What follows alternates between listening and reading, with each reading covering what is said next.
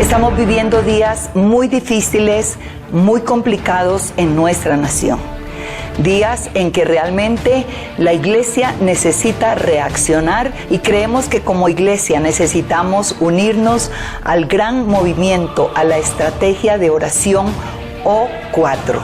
O porque tiene que ver con la oración y 4 por 4 columnas supremamente importantes.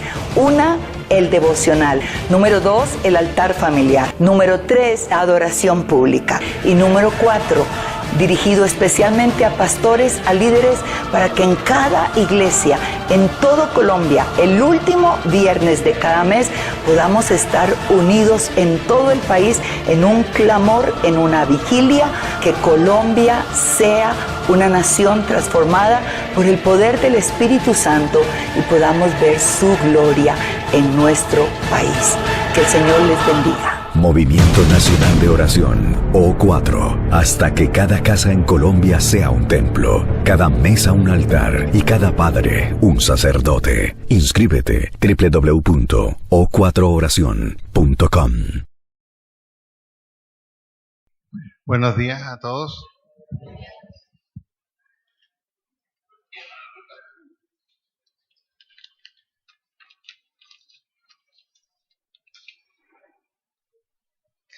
Bueno, en cuanto al video que recién se pasó,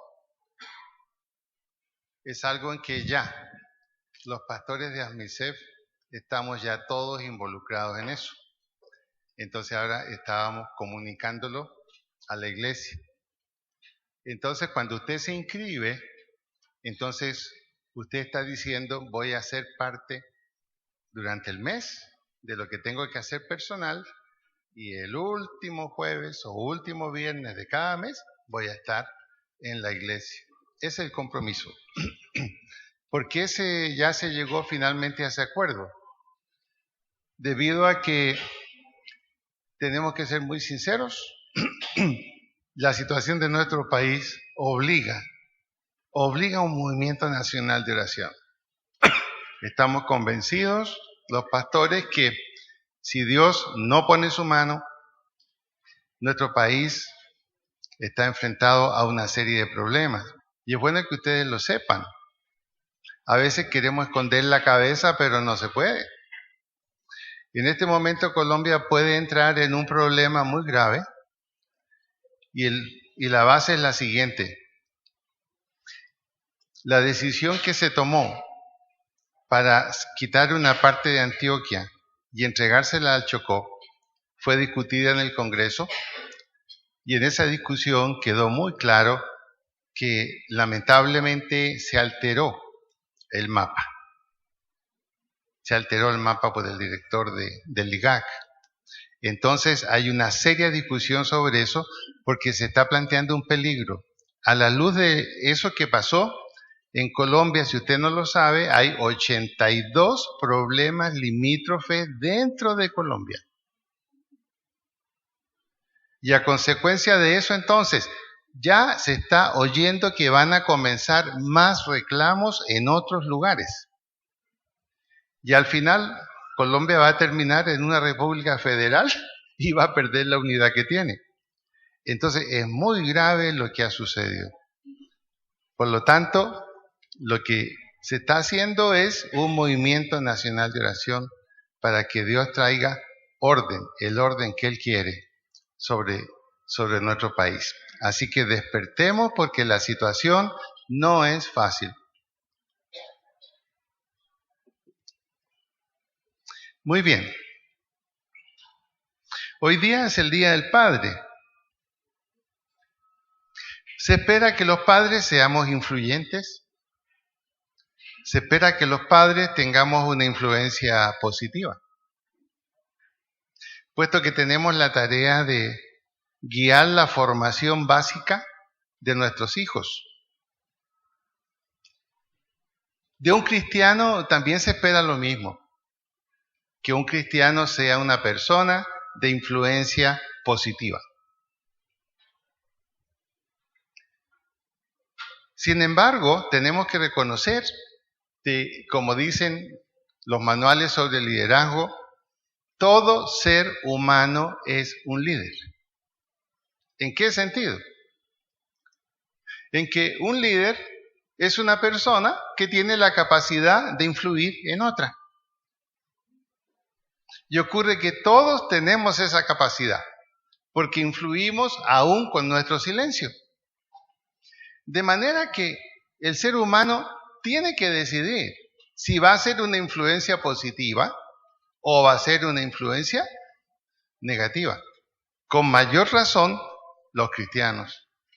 De ahí entonces que, hablando del padre cristiano, el soltero cristiano que también estaría involucrado, la mujer cristiana, la esposa cristiana, estamos llamados a ser cristianos con una influencia positiva. Ahora, ¿cómo se puede hacer eso? Hay hombres que sin ser cristianos influyeron tremendamente en nuestro mundo. Tenemos el caso de Leonardo da Vinci, por ejemplo. ¿Quién no ha sido influido? ¿Quién no ha sido motivado a pensar, a investigar qué hay detrás de la sonrisa de la Mona Lisa? Ha sido objeto de estudio ese cuadro. Incluso, bueno, ¿quién fue el que modeló ese cuadro? Si fue un hombre o una mujer. Hay muchos que están divididos en la opinión. Ese es un hombre que ha influido fuertemente en nuestro mundo. También Leonardo da Vinci con su cuadro de la Última Cena, que al verlo en los museos, ya sea el original o una copia, nos quedamos impresionados de cómo logró captar el sentimiento de los que estaban sentados allí. Y sin nosotros escuchar una palabra, al mirar ese cuadro podemos imaginarnos qué estaba ocurriendo y qué estaban hablando cada uno de los que estaban ahí. Una obra de arte que influyó tremendamente. Isaac Newton, la ley de gravitación universal. Una influencia tremenda en el mundo de la ciencia. Pero también tenemos a un Abraham, llamado amigo de Dios y padre de la fe, que ha influido tremendamente en el mundo creyente, en el mundo cristiano, a través de lo que fue su vida, a través de lo que fue su influencia, que aún subsiste. La pregunta ahora que tenemos que hacernos, hermanos, es esta. ¿Qué influencia tenemos en nuestro entorno no cristiano? ¿Podríamos decir que somos personas de influencia? ¿Que somos capaces de influir en otros y llevarlos a un cambio en su estilo de vida, en su manera de pensar? Porque de pronto podemos pensar que somos muy influyentes dentro de la iglesia o dentro del mundo cristiano, pero eso no cuenta. Donde probamos verdaderamente nuestra influencia es en el entorno no cristiano. Ahí probamos nuestra influencia. Y de alguna manera, en el entorno no cristiano, aún como cristianos, nuestra influencia puede ser o positiva o puede ser negativa. De pronto tenemos una visión extremadamente religiosa de lo que es la vida cristiana. Y para sorpresa nuestra, cuando nosotros miramos en la Biblia, el diablo sabe mucho de religión, usa la religión y le gusta la religión. Si usted mira, por ejemplo, en Génesis capítulo 3, se va a dar cuenta que la tentación que Satanás puso a la mujer no fue inducirla a hacer algo malo. Todo lo contrario. ¿Qué le dijo Satanás a la mujer? Mira, no creas que vas a hacer algo malo si comes del fruto prohibido. Todo lo contrario, vas a ser como Dios. Podrás tener una imagen, una santidad, una piedad como Dios. Es increíble, fue una tentación religiosa. Por eso comprendemos por qué ella cayó. No era tan mala Eva de ninguna manera. Vio que a lo mejor era bueno ser como Dios. Y ella, que conocía todo lo que Dios había hecho, qué bueno ser así. Satanás usa la religión. Y muchas veces la religión que Satanás más enseña es la religión del silencio.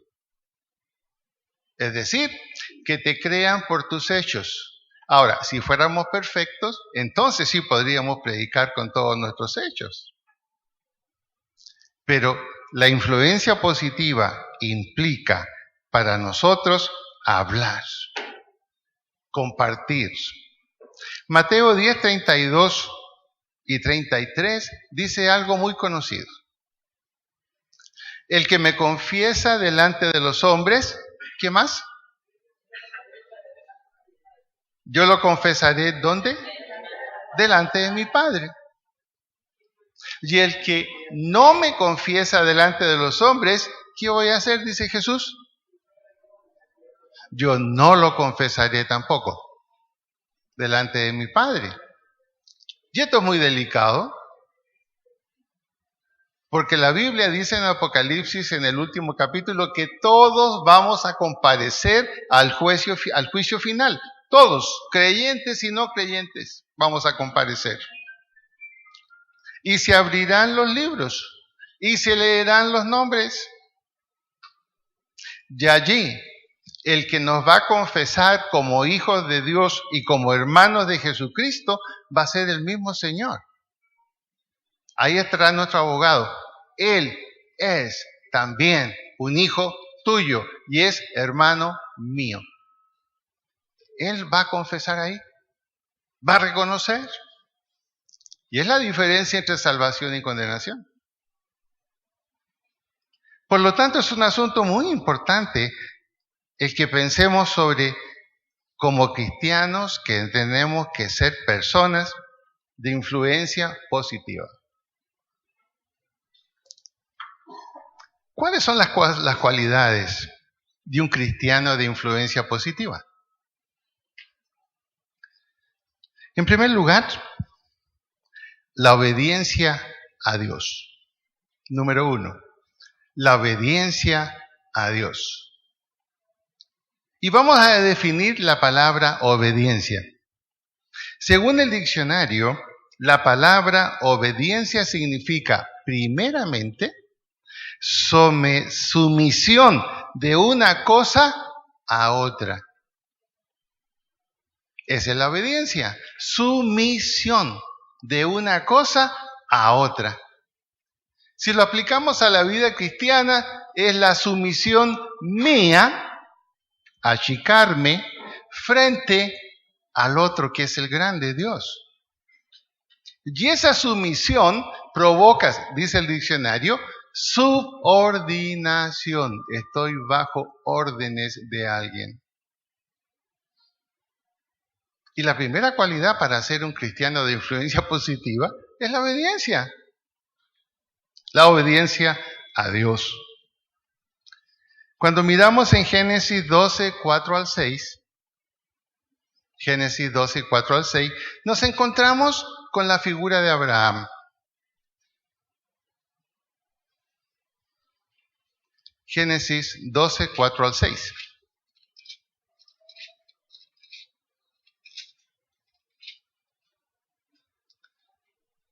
Automáticamente, haciendo un paréntesis, por ejemplo, si aplicamos este concepto de obediencia, sumisión a la labor nuestra como padres, el éxito como padres es que nuestros hijos estén sometidos a lo que nosotros estamos sometidos. Ahora, si estamos sometidos al alcohol, nuestros hijos ¿a qué van a estar sometidos? De tal palo, tal astilla. Dice allí, estamos en Génesis 12, 4 al 6. Dice, y se fue a Abraham, como Jehová le dijo, y Lot fue con él. Y era Abraham de edad de 75 años cuando salió de Aram. Tomó pues Abraham a Sarai su mujer, y a Lot, hijo de su hermano, y todos sus bienes que habían ganado, y las personas que habían adquirido en Aram. Y salieron para ir a tierra de Canaán, y a tierra de Canaán llegaron. Y pasó Abraham por aquella tierra hasta el lugar de Siquem, hasta el encino de More. Y el cananeo estaba entonces en la tierra. Abraham no fue llevado a una tierra desocupada. Allí donde llegó Abraham, ¿quiénes moraban? ¿Quiénes dominaban? Los cananeos, los habitantes de Canaán. No era un proyecto bueno. Salir de la comodidad, la seguridad en Aram, donde estaba con toda su familia, sus bienes, y sin embargo él estuvo dispuesto a obedecer. Obedeció. El primer paso en la vida de Abraham fue obedecer. Tomó todas sus cosas, salió de donde estaba, de un lugar de confort. Ya había encontrado el lugar de confort para su vida y ahora tenía que dejarlo y entrar en una aventura con 75 años. ¿Quién con 75 años va a dejar el punto de confort que ha alcanzado? Poco o nada, pero por lo menos tiene un lugar ya establecido, producto de trabajo, de años de desarrollo. Y Dios simplemente le dice, deja todo eso. Agarra tus cosas, lo que puedas llevar, y te vas. Y te vas. Y llega a un lugar que no estaba desocupado. Está ocupado por sus verdaderos dueños, los habitantes de Canaán. ¿Qué probó aquí Abraham como un hombre que iba a ser de gran influencia en la vida de mucha gente? Que la obediencia es mejor que los sacrificios, como dice 1 Samuel 15:22. La obediencia es mejor que los sacrificios. Y a veces nosotros le decimos lo mismo a nuestros hijos. Yo me acuerdo cuando llegaban con regalitos, que bueno por el regalito, pero prefiero que me obedezca. ¿No le ha tocado a usted decir eso? ¿Ah? Cuando el hijo ya ve que uno está medio enojado o la mamá enojada y nos da la sorpresa, encontramos que su dormitorio lo arregló. No me venga con esas cositas, prefiero la obediencia completa. La obediencia es mejor que los sacrificios. Ahora, Abraham quedó allí, confiado en las instrucciones de Dios, porque las instrucciones no fueron completas. Abraham quedó allí. Pasa el tiempo. Nace Ismael, nace su hijo y él está ahí. Ese hijo le trajo tanta felicidad que Abraham perdió la cabeza con ese muchacho.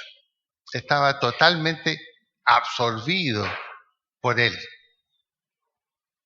A los 75 años ser padre, yo me imagino, si a uno le pasa a los 40, ¿cómo no será a los 75 tener un hijo? Y varón todavía. Y Dios va a probar la obediencia de Abraham. Y le dice, ¿cómo te parece? Esa promesa que yo te di te la voy a quitar. Quiero ver cómo reaccionas. Así que por favor, anda y sacrifica a tu hijo. ¿Qué significa eso? Un hombre o una mujer de Dios que va a ser influencia positiva tiene que estar dispuesto a ubicar correctamente dónde está su tesoro. Porque allí donde está su tesoro, está su corazón.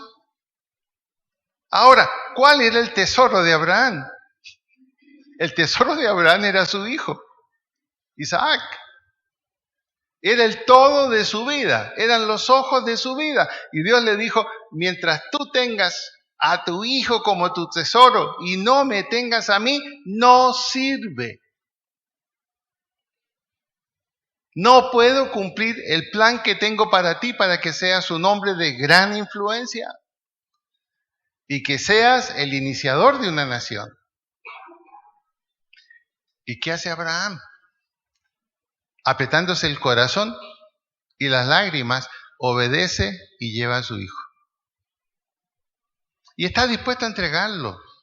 Y Dios le impide que lo mate y que lo entregue en sacrificio y le dice, Abraham, detente, ya sé que crees en mí. Ya sé que estás dispuesto a obedecerme en todo. Ahora estoy seguro que el tesoro tuyo soy yo, le dice Dios, y no tu hijo.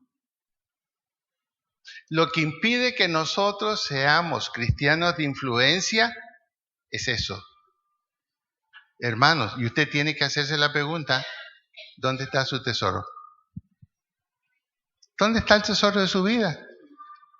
¿Qué es lo que le hace soñar, disfrutar, feliz? Y es lo que le da sentido a su vida. ¿Dónde está su tesoro? ¿Cuál es su tesoro? Mientras nuestro tesoro no sea Dios como consecuencia de la obediencia, no podremos ser de influencia. Mire lo que pasa en el noviazgo. El tesoro es el novio o la novia. ¿Y de quién hablamos hasta aburrida a la gente? Hoy supiera la novia que yo tengo. Mira, aquí tengo la foto. Una pregunta para nosotros los varones. ¿Todavía tenemos una foto de la esposa en la cartera? Yo creo que no. ¿Quién la tiene? A ver, sea honesto, levante la mano. Bueno, ese tesoro tiene que cambiarlo. Sí. Ahora, a eso me estoy refiriendo. De pronto tú puedes asistir a la iglesia, puedes cantar, puedes orar, hasta puedes enseñar la Biblia, pero Dios sabe que tu tesoro no es Él. Dios sabe que tu tesoro no es Él. Y mientras eso sea así, no podrás ser un cristiano de influencia. Abraham lo hizo. En Génesis 22, 1 al 3, ahí está el relato de lo que pasó cuando fue a entregar a su hijo. De ahí entonces que el éxito y la continuidad después de Isaac y continuar la visión y la misión de Abraham fue resultado de que Abraham decidió hacer de su tesoro Dios.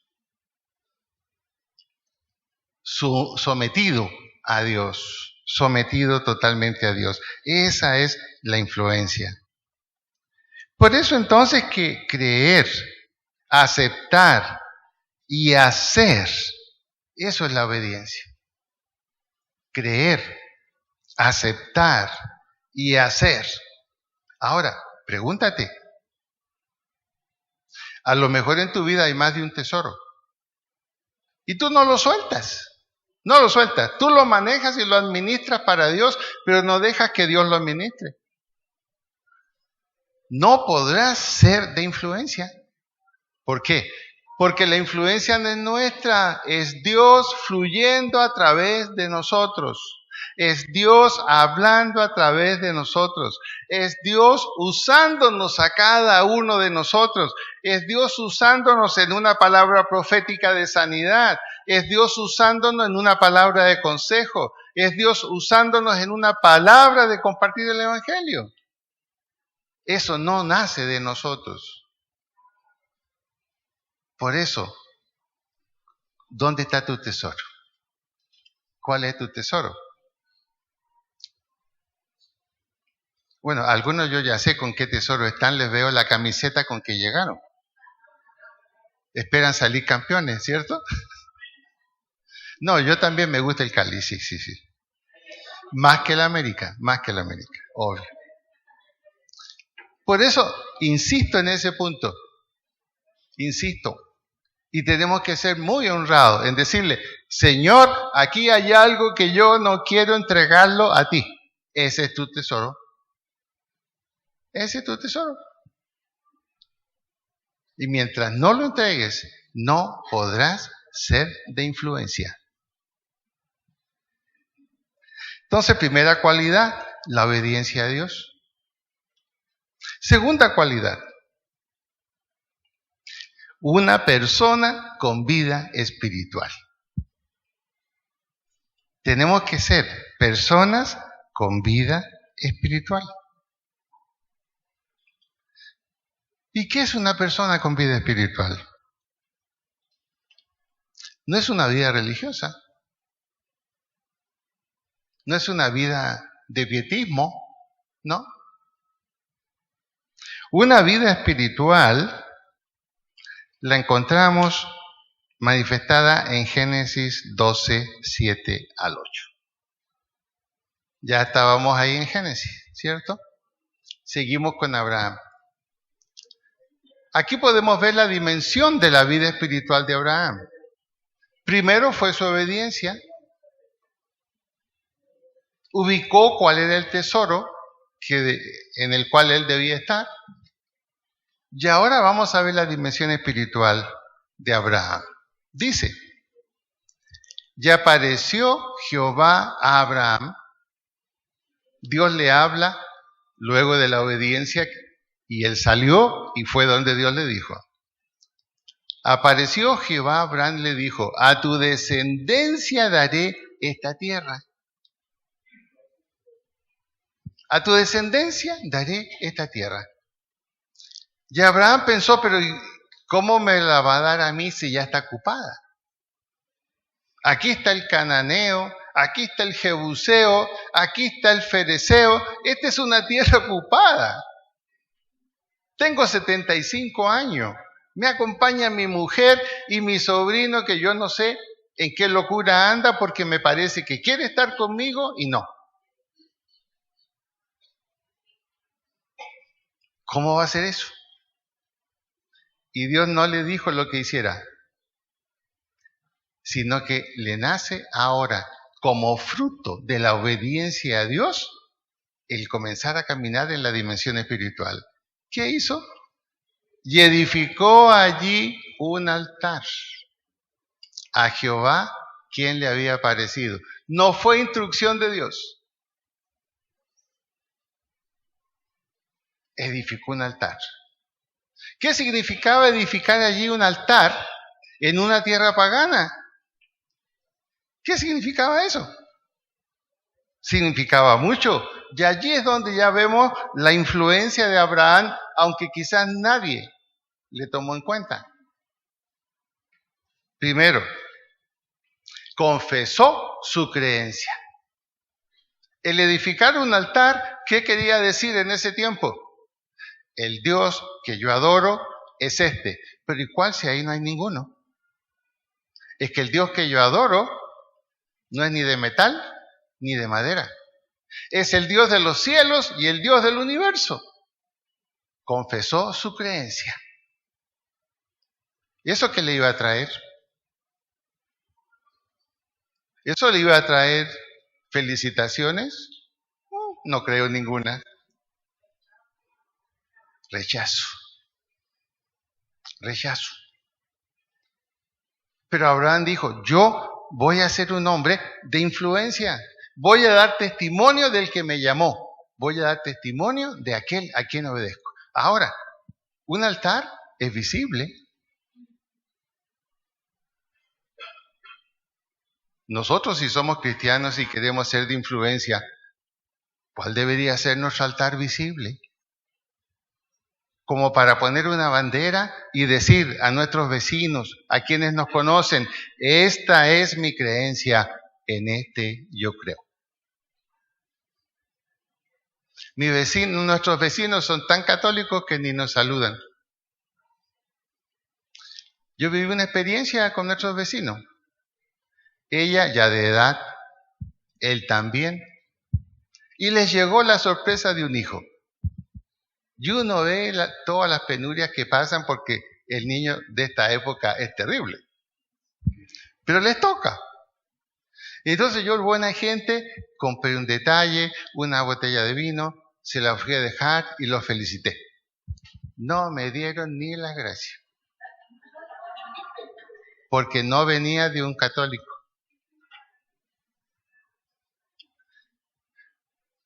¿Tú has plantado el altar donde vives? ¿Has plantado el altar donde trabajas? ¿O solamente te conocen? Ay, no, es buena persona. Eso no es ningún altar. Porque el altar genera o aceptación o rechazo. Es como la cruz. La cruz no genera simpatía. Solo genera dos cosas. O creer en ella y aceptarla, o rechazarla. Fue lo primero que hizo. Es la primera cualidad de una persona espiritual, de un hombre espiritual, de una mujer espiritual. Segundo, junto con el altar, estableció un culto. Estableció un servicio personal a Dios, de oración, de meditación, de estar allí buscando a Dios y pidiendo dirección. Más de algún cananeo lo vio ahí, arrodillado. Más de algún cananeo lo vio arrodillado. Ahora, yo les pregunto y me incluyo, ¿nuestro altar es un secreto? ¿Nuestro culto es solamente con los que creen igual que nosotros?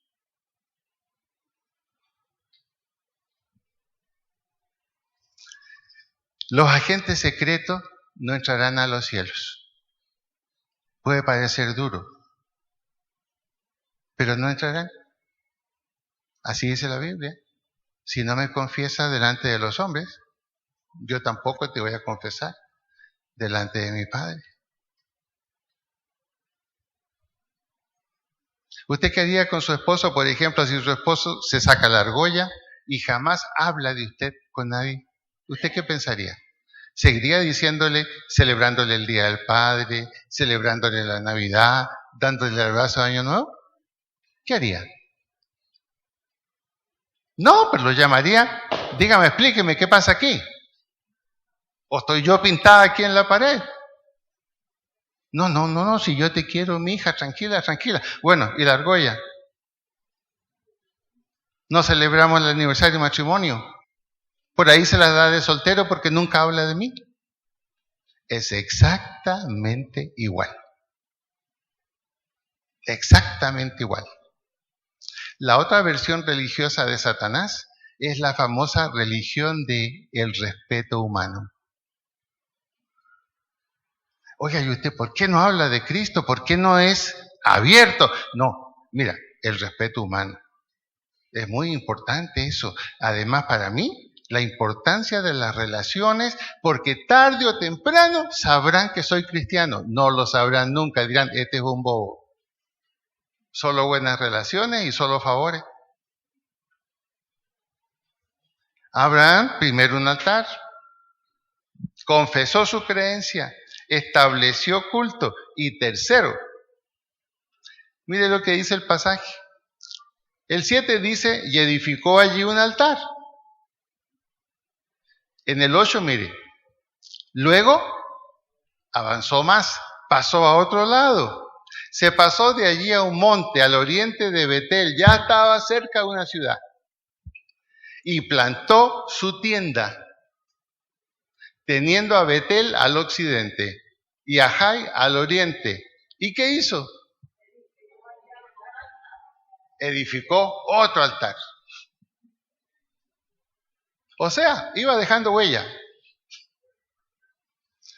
Cualquiera, al ver lo que él había edificado, va, ¿y esto qué es? Va, es lo mismo que está en esta otra ciudad. Un hombre espiritual está dispuesto a confesar su creencia, a establecer culto y a edificar un altar. A ser conocido. A ser conocido. No se puede influenciar con el silencio. No se puede influenciar.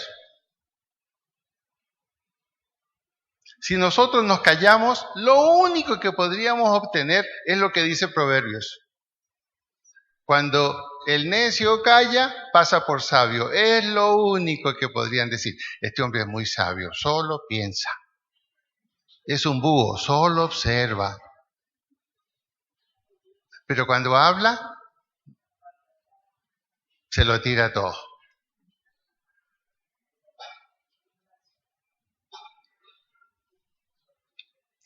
Por lo tanto, entonces, cuando hablamos de una persona espiritual, de un hombre espiritual o de una mujer espiritual, estamos hablando de alguien que oye la voz de Dios. Dios es espíritu. Y la única manera que entendamos la voz de Dios es en la dimensión espiritual.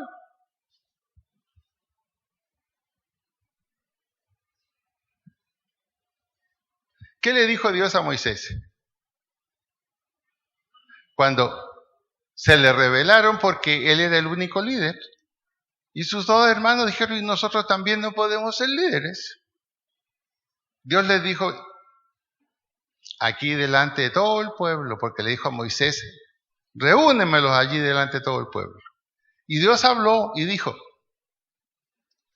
con él voy a hablar cara a cara. Con ustedes no.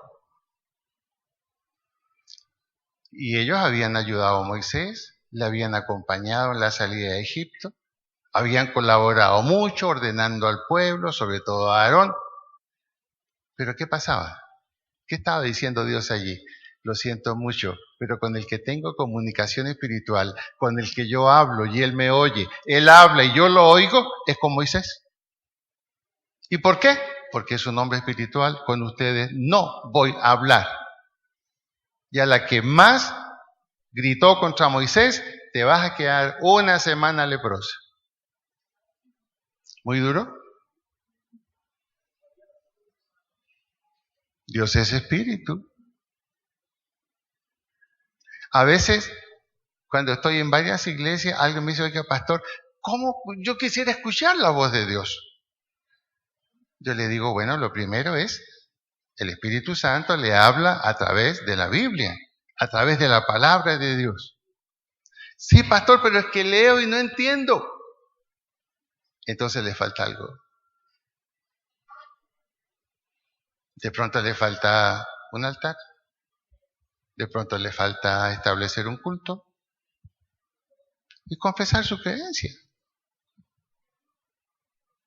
Y inmediatamente le digo, mire, yo cuando se trata de asuntos importantes, hablo con mi hijo o con mis hijos. Yo creo que Dios actúa igual. Abraham era un hombre espiritual. Podía escuchar y entender la voz de Dios. Cuando el pueblo de Israel salió de Egipto, la promesa de Dios es que iba a ser de ellos un pueblo importante, que pudieran continuar lo que había comenzado Abraham. En Egipto ya había pasado mucho tiempo de Abraham, pero estaban todos los rastros de lo que Abraham hizo. Y el pueblo salió de Egipto contentísimo, alabando a Dios, reconociendo a Dios y haciendo promesas de obediencia a Dios. Y ocurre que hasta ese momento solamente Moisés subía al Sinaí. Y cuando Moisés subía al Sinaí, habían truenos, relámpagos, rayos, y el pueblo decía, Dios está hablando con Moisés. Y nadie subía. El único que se atrevió fue Josué, que siempre andaba detrás de Moisés. Pero cuando pasó el tiempo, ya se habían dado los 10 mandamientos. Dios le dijo a Moisés, Moisés, dile al pueblo que suba al monte. Dile al pueblo, eso está en Éxodo, dile al pueblo que suba al monte. Y bueno, Moisés llamó al pueblo y dijo, ahora vamos todos al monte. Y ahí estaban todos a los pies del monte. Entonces Moisés dijo, Dios ha dicho que subamos al monte. Y en representación algunos del pueblo le dijeron a Moisés, mira, a nosotros nos da mucho temor. Allí el único que habla con Dios eres tú. Los truenos y todo lo que sucede aquí nos espanta, nos da miedo. No subiremos. Es preferible que tú subas, tú seas el intermediario y que tú nos digas qué es lo que Dios ha dicho. ¿Y qué pasó? En esa instancia, el pueblo de Egipto estaba muy cerca de tomar la tierra prometida. Estaba muy cerca. Y Dios dijo, no entrarán. No quieren llegar al nivel que yo esperaba de ellos. A ser espirituales y de influencia, pero el miedo no los dejó subir, siendo que el propio Moisés les dijo, vengan, subamos, la orden es que subamos. No subieron. Ese fue el pueblo que no entró a la tierra prometida y fue devuelto por 40 años. Ahora, yo tengo una pregunta para ti.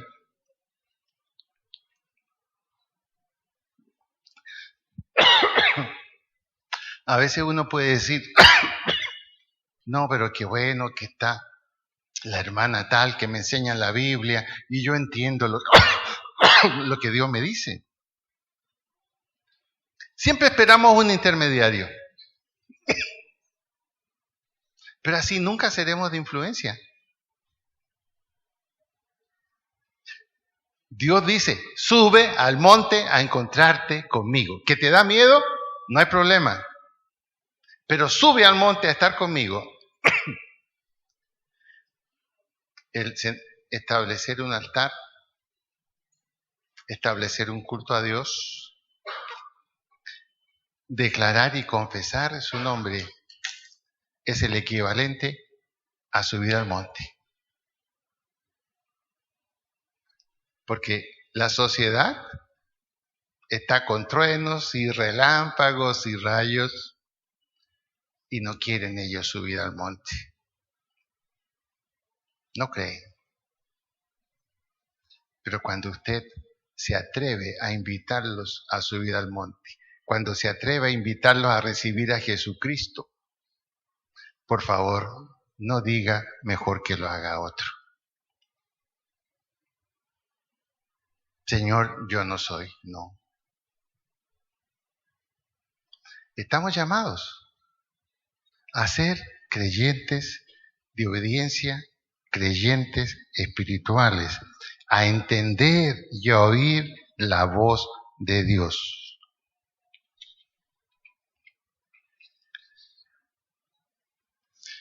¿Cuáles son las características prácticas ahora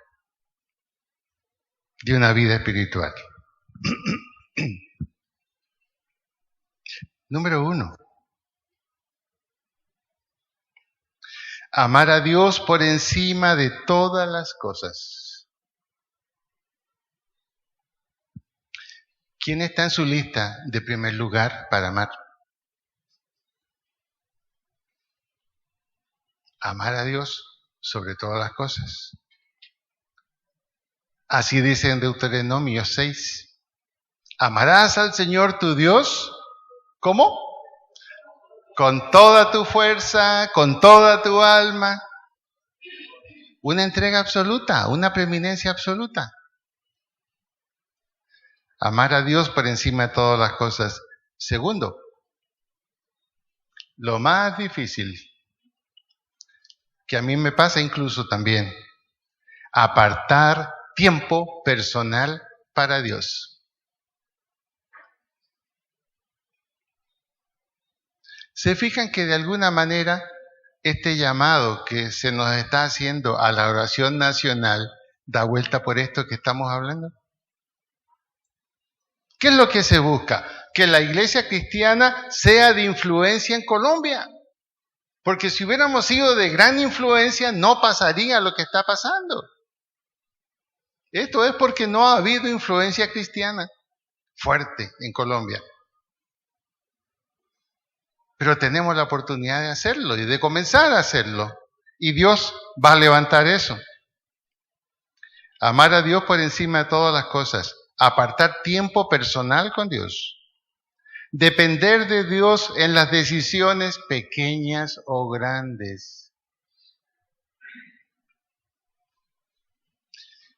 A veces decimos, no, los problemas grandes son para Dios. Los pequeñitos es mi responsabilidad. ¿Y se ha fijado que muchas veces en los pequeñitos caemos? No caemos en las cosas grandes. Caemos en las cosas pequeñitas. Y tenemos que ser hombres y mujeres del libro. ¿Cuál fue el resultado en la vida de Abraham?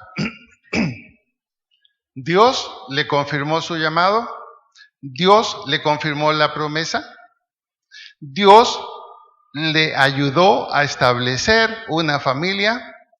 Isaac comenzó la generación posterior de Abraham, esa generación en Egipto a través de Jacob, y con 12 hijos estableció lo que fue el pueblo de Israel.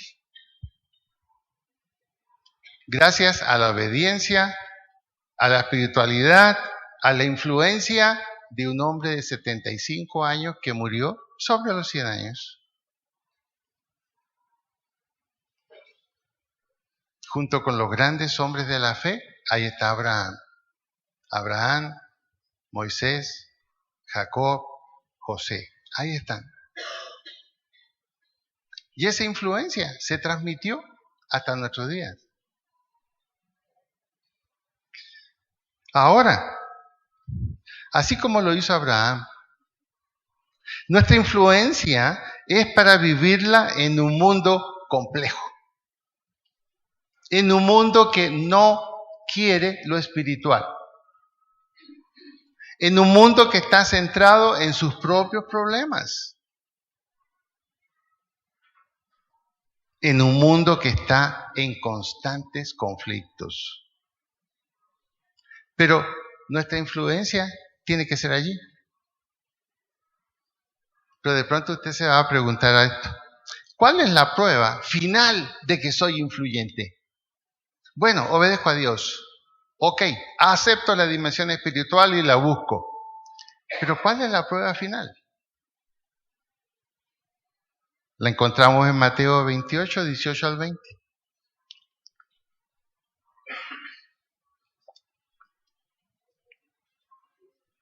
¿Qué dice allí? Si nosotros somos cristianos de influencia, entonces tenemos seguidores, tenemos discípulos. ¿Qué caracteriza a un líder? Que alguien lo sigue. Que alguien lo sigue. Entonces la pregunta es: ¿quién lo sigue a usted? ¿Quién lo sigue a usted?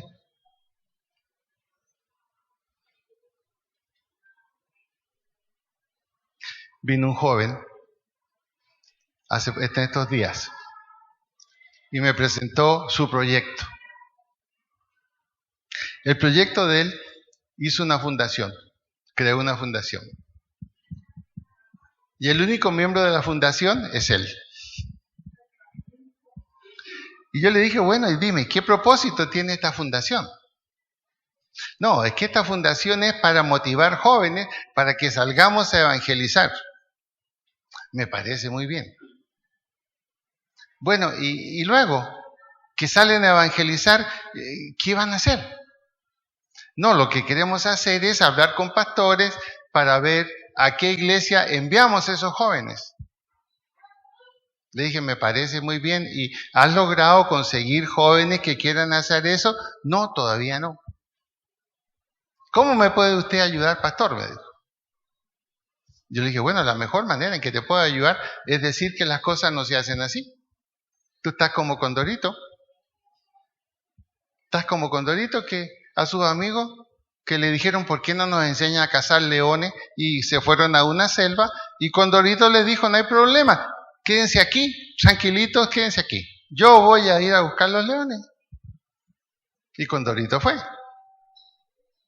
Y cuando de pronto ven pasar corriendo a Condorito, y les pego un grito, allá vienen, háganse cargo. Le dije, lo que tú quieres es eso. Lo que tú quieres evitar es comenzar a hacer influencia sobre ellos, formarlos en la vida cristiana y que luego hagan lo que tú haces. Así no funciona. Entonces me dijo, yo asisto a tal iglesia, me dijo. Y sabe, es lo mismo que me dijo el pastor de mi iglesia.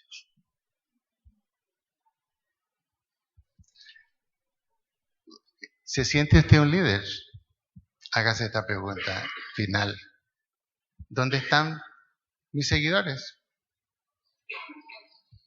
Y los seguidores no son otros cristianos que han sido fruto de otros, no, los suyos, los resultados de su influencia.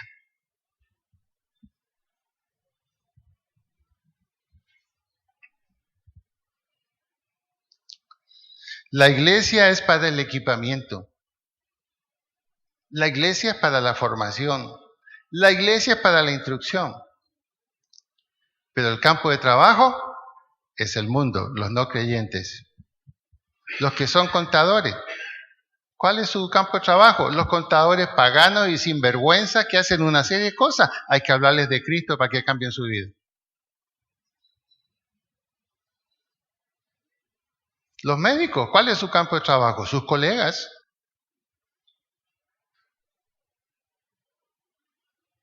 El ministro de Salud que se confesó ateo, ahora que tiene cáncer, aceptó que oraran por él, porque le dijeron que había gente rezando por él. Y no dijo, no lo hagan. Cada uno en su campo. Cada uno en su campo. Tenemos que ser cristianos de influencia. Implica obediencia y vida espiritual. Yo todavía estoy aprendiendo acerca de la vida espiritual. Todavía estoy aprendiendo a destinar un tiempo para orar cada día. Porque a veces me excuso, estoy tan ocupado. No, hay cosas que tienen que esperar. Y ya estoy aprendiendo eso. Tenemos que hacer lo posible, hermanos, para cambiar la ruta de este país. Este país que nosotros decimos que queremos tanto. Pero saben que el futuro de este país, en las manos de Dios, depende de nosotros los cristianos. Y por eso es ese movimiento de oración. Por eso la iglesia va a entrar en eso, para transformarnos en influencia. Y vamos a hacer influencia en este barrio, lo vamos a hacer. Tenemos que hacerlo. Y yo lo invito a que se involucre. Yo lo invito a que me diga, pastor, ¿sabe una cosa? Tengo un grupito en mi casa. ¿Cuántos son? 1. Y yo lo voy a felicitar. 1 es un grupo también. Pero está comenzando a influir. Está comenzando a influir. Y de esa manera vamos a ir haciendo lo que Dios quiere. Para que este país, que es un país increíble, es un país para vivir, pero súper bien, tenemos que recuperarlo, pero para el Señor primero. Y en segundo lugar, va a ser para nosotros. Lo invito a que oremos.